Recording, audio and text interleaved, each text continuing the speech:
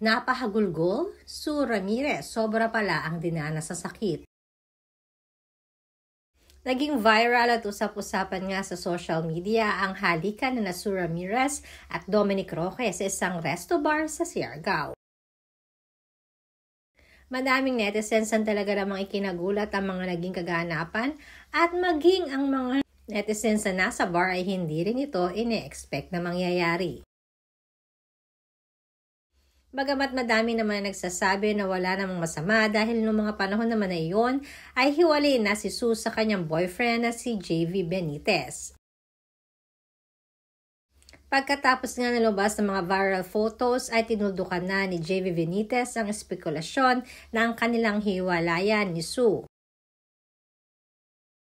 Sa isang statement na nilabas si JV, hindi naman nagbigay pa ng kahit anong reaksyon si Sue Ramirez.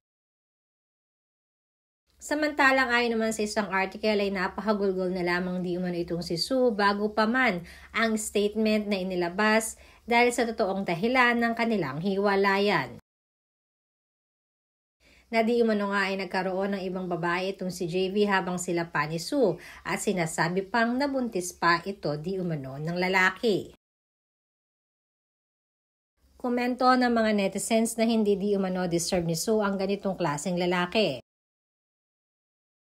Nakakapagtaka lamang di umano na ganitong klaseng babae na napakaganda na ay niloloko pa. Samantalang kung totoo naman di umano na sila na ni Dominic Roque ay wala namang masama dito dahil parehas naman silang walang pananagutan. Kasalukuyang nasa Siargao pa rin itong si Sue Ramirez at nag-e-enjoy kasama ang kanyang mga kaibigan.